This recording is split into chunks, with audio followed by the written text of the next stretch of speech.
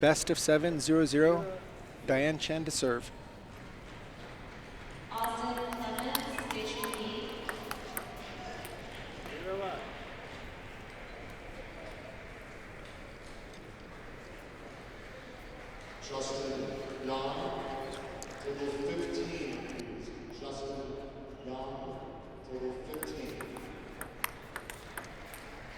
So I think, Corey, clearly the stronger player being Chen on the near side, former world champion. Diane Chen being one of the stronger senior players in the U.S. I'd be very surprised if Diane is able to even win a game. It's going to be, I think, that big of a mismatch here going into this first quarterfinals. Yeah, these days the only way you can beat Wang Chen is with speed, and Diane does not have that anymore. And using the short pips is not going to help. It only makes it slower. And I don't think that Chen is going to waste any points or any time. If she can win 4-0, she's going to get in and get out and conserve that, because facing her in the potential semi would be the winner of Crystal Wang and Lily Zhang. So she wants to have all wheels firing at that point, because both of them are very strong competitors that she's had trouble with during this past Olympic year.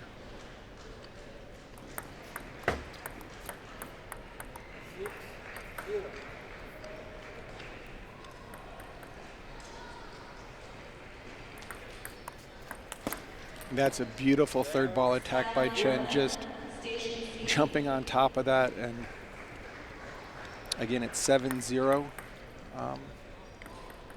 No real surprises so far.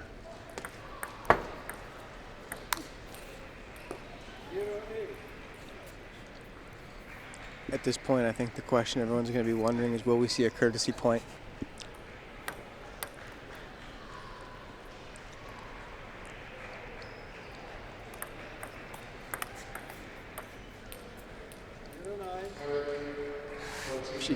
But I think you're right, Sean. I think for Wang Chen, the answer here is get in, get on, get out, right? You want to just get out of here as quickly as possible, rest up for a little bit, and get back for your... Here's the opportunity for the courtesy point, and there it is.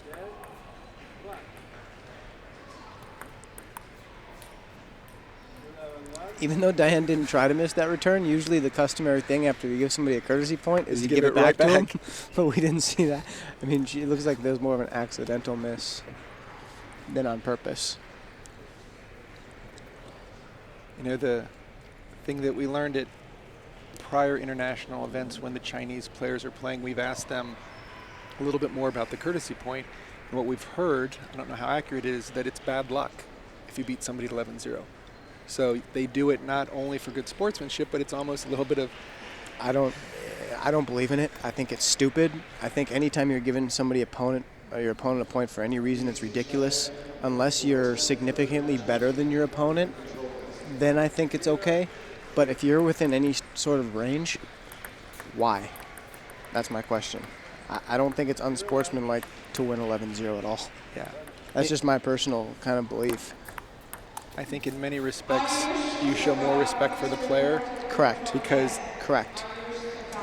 We have seen in former matches where players were down and they go into that lobbing. Yeah. And then the match turns around and all of a sudden the person says, well, I thought you'd already conceded to me. And right. The other person said, no, I was just taking it easy. So it eliminates a lot of what ifs. So right now, Diane Chen is on the board. She's having difficulty with her own serve. She really has no place to go to with Chen's very strong forehand loop and then backhand strong placement with the pips.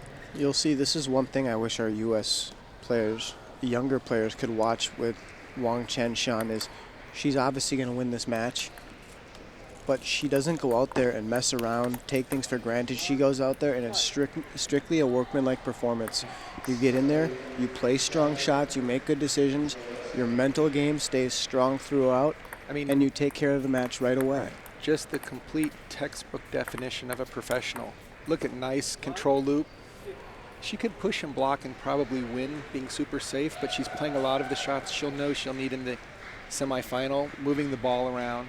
And just the intensity and focus on Chen's face. I mean, we've always seen it. I mean, she is a super competitor. And I've always pointed to any students that I have to watch her play, because if you see that, that is the top, that's world championship level. Yeah.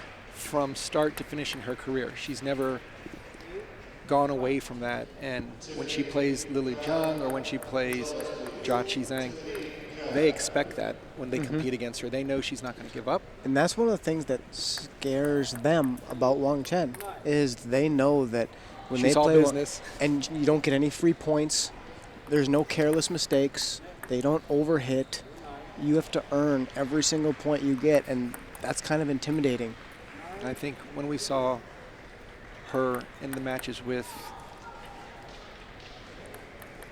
Crystal Wang last year at the Nationals, although Crystal had big leads in that match, Wang Chen just kept going, finally righted that ship, and it took Jia Zhang in order to beat her in the semifinals. But I mean, just like I said, a real great role model, great competitor, super fierce. The type of player as a coach you love to have on your team, whether she's playing in the first position or the last position. Either one works. Correct. I know Crystal Wang got the opportunity, Sean, to go to Worlds as kind of the fourth player, and her dad asked Crystal's dad asked Crystal's coaches if it's a good idea, and they said yeah, because Wang Chen will be there. You need to go there and watch how she prepares on a daily basis for her matches, because that experience for a 13-year-old girl is, you can't put a price tag on that stuff. To have a professional, a true professional at the highest level, kind of just watch and mimic exactly what they do. Right. And here we are on game point. And once again, Chen takes game number 2, 11-7.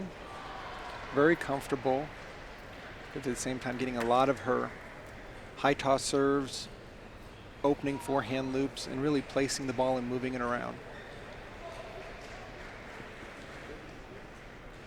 So you'll see Diane Chen back there. She does not have a coach for this match.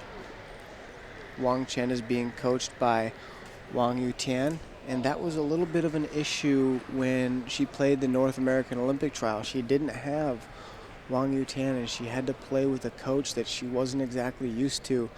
There was a kind of a issue with Wang Yutian getting into Canada from the U.S. because of the visa.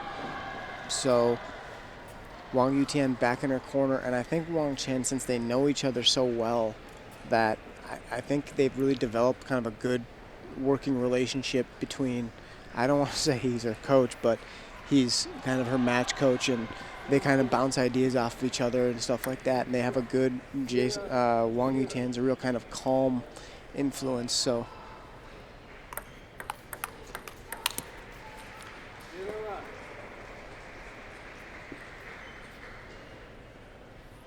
When Chen was a member of the Chinese national team, certainly she played a number of pips out hitters, whether they be righty or lefty, and clearly there's nothing that Diane is going to be able to send her way that she hasn't seen, and at a much higher level. So while Diane Chen has played great the last couple years in the senior divisions, both against the male and female players in the U.S., there's just a whole maybe 3 to 4 levels of difference between the two of these players.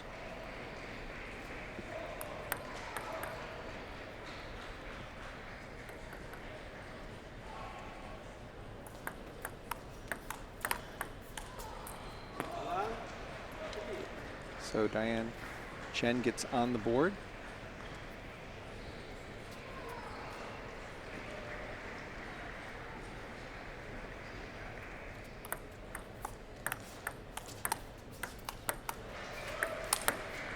Just very comfortable for Chen, able to attack Diane Chen's serve without any difficulty.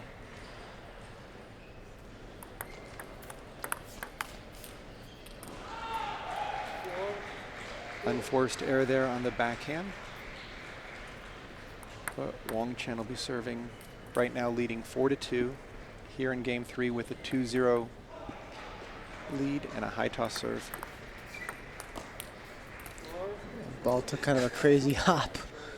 Caused Wang Chen to reach for it. Her forehand is pretty much technically perfect, but that time the ball kind of hopped away from her.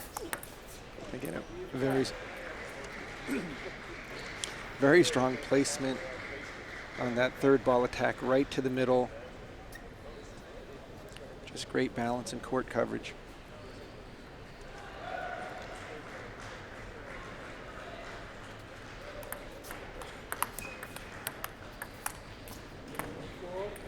You know, one thing, Corey, looking more from maybe a coach's perspective, when Wang Chen opens up off that high toss serve, she never overplays it.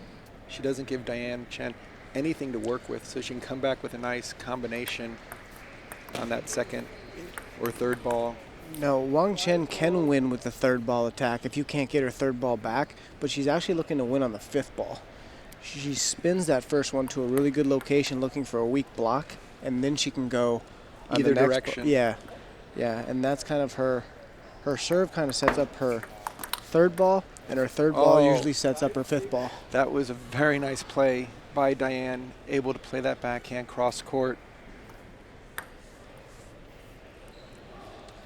A little lazy on the feet. Wang Chen needs to get around that ball and take it wide to the forehand.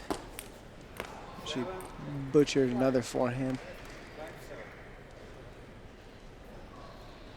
So now it's a little bit interesting here with Diane Chen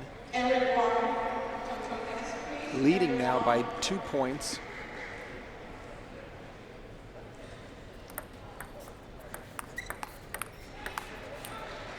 And Wang Chen forcing the backhand. See her regrouping a little bit after that last missed backhand down the line.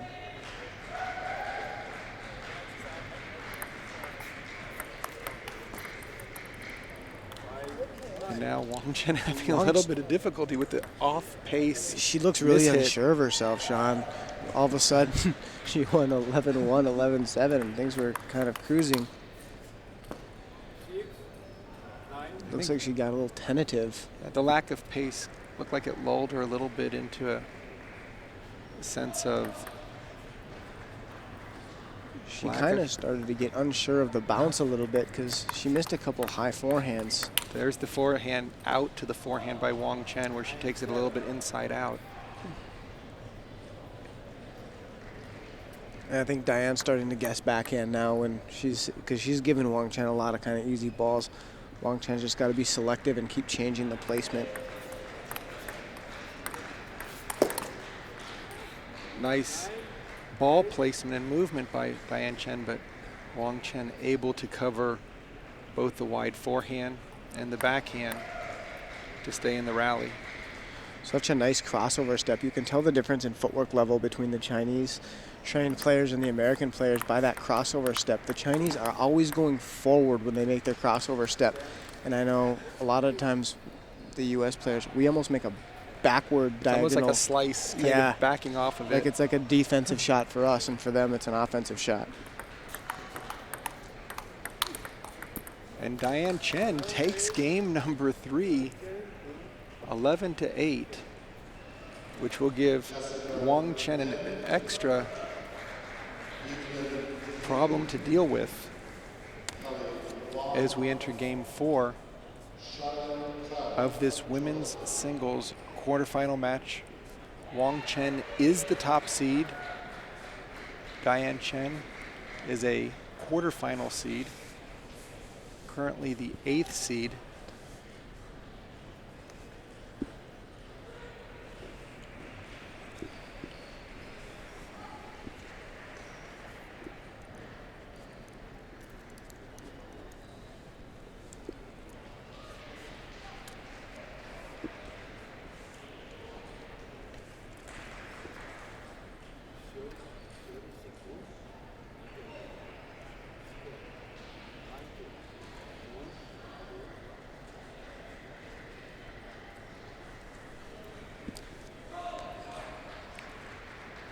So Corey, in this situation, I almost feel that it's better for Wang Chen to have it because she's going to get an extra game. She's going to have to calm down and start playing every single point. Not like she was doing that in the first 2 games, but it's just like a small wake-up call. I think that's the way Wang Chen has to look at it, but with her stamina level now, Sean, she can't afford to be out there for extra games, because not only is it today it affects if she makes the final today, and if she ends up winning her next match in the semis, tomorrow she's going to be a little more tired. So I don't think there's any benefit for her playing any extra ping pong. The thing is, now that she's going to be in this game playing a little bit more offensive-minded, Diane Chen's going to have something to work with. Because at the beginning, she was either Wang Chen was finishing the point or giving her nothing to work with and just really controlling her at both ends. Now I think Diane's going to have a little bit more to block, maybe a little bit more angles out to the forehand side. There's still a huge difference in consistency and level of play, but we all know top players often don't just play at their highest level when they're playing against a lower player. They drop their game down a little bit to have some safety and margin in there. So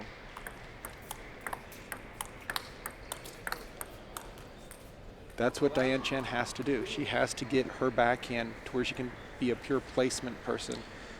Yeah, and Wang Chen has to do a better job of changing the placement. She just kind of really one-dimensional right now. She's staying into that backhand side, and Diane's moving her around. Wang Chen has to, I agree with you, Corey, get that ball out to the forehand. Like that. Diane hasn't made forehands all day. Right, and when she goes out to the forehand, the backhand really drops down quite a bit. The umpire was asking if it was a net serve. The players both agree.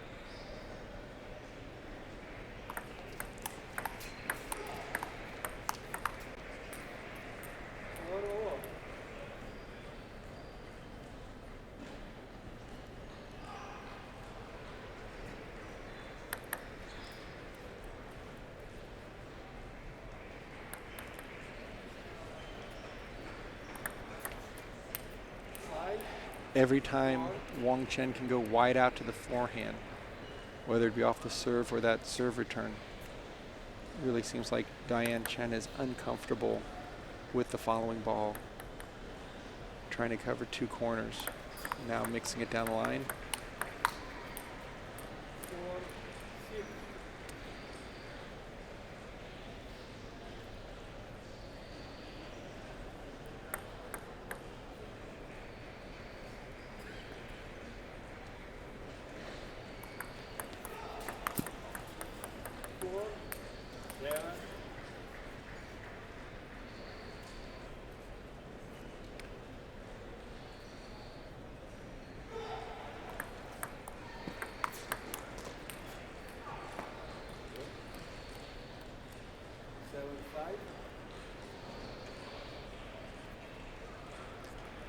Okay, Corey, I'm going to have you put your coach's hat on here. As a player who enjoys playing against pips out players like Diane Chen, what tips, great return there by Wang Chen, what tips could you give to our viewers to help them when they play against that pips out header, whether it's a pen holder player who has it on one side or a person maybe who has it on their forehand or backhand? Well, that's the part that matters the most, right? If they have pips on one side and they use both sides. So, for example, I played Wang Chen a month ago. I like to just take a step back off the table and just play with really heavy spin. And when you get the ball you want to attack and go forward on and play hard, you have to make sure you vary the location. So that's kind of the way I like to play it. The problem if you play that stuff, if they know you're going to keep playing right into the pips, they just kind of can calibrate how much spin is on your ball, and they can just dictate you. So you're just moving all over the place, and that's not a comfortable situation to be in. So your placement, you have to kind of have an idea of how you're going to get your weak ball. That's how I think of it. When I'm building the point, I think, how can I create a weak ball? I don't think of hitting a ball by them. I don't think about how can I make them miss. I think about, if I play with heavy spin, can I get a ball that I can go forward on? So I do a pretty big combination of some no spin loops and really, really heavy, so that they have to keep adjusting to me instead of them just blocking me all over the place and me always adjusting to them. So Wang Chen takes game number 4, much more in game 2 fashion, 11-6. Again, controlling the ball a lot better, and now is 1 game away from reaching the semifinals.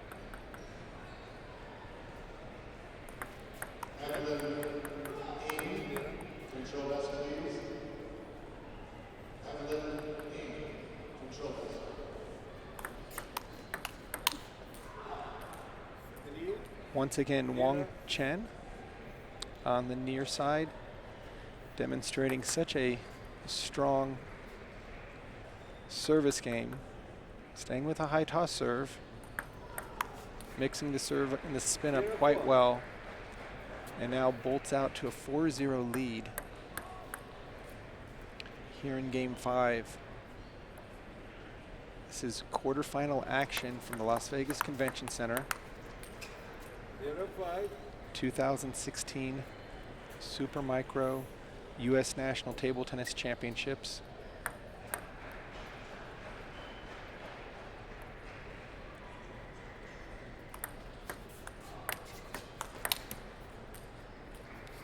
Wang Chen again controlling that first opening loop with a lot of spin. Diane Chen trying to take it quickly off the bounce, take some of the pace off of it, and to move the ball around. So far, Wang Chen really not giving an inch here, and again, bolting out to a 7-0 lead to earn a spot in the semifinals, where she will face the next quarterfinal match that we will see between Crystal Wang and Lily Zheng. Lily will be making her second Olympic appearance in Rio, and Crystal will be fighting to get back into the women's singles final, which she did a number of years ago.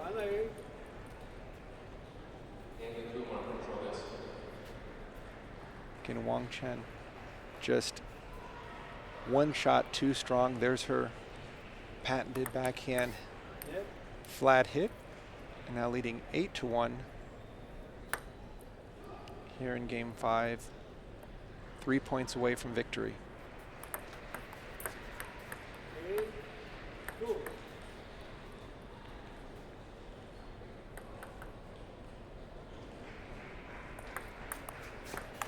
And that's one beautiful third ball attack there by Wang Chen. Just set it up perfectly. Nice step around inside out.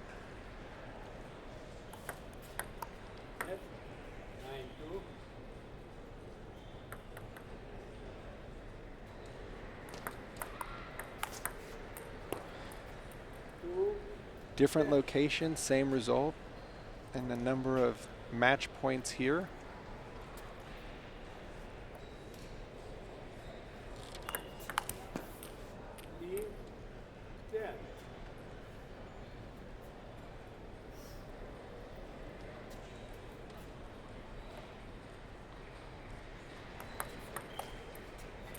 Then, floor.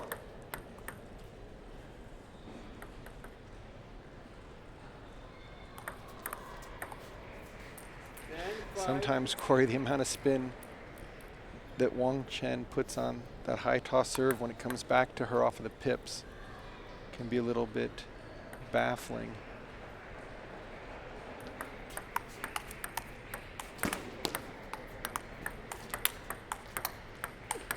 Beautiful play by Wang Chen, and she will be our first women's semifinalist, reaching the final four with a strong and convincing 4-1 victory over Diane Chen of California. So Wang Chen advances. Our next match that will be coming up will be Olympian Lily Zhang out of ICC playing against Crystal Wong. See here the last final points of this match, with Wang Chen taking complete control and winning by a score of 4-1 over California's Diane Chen. And we'll be back for our next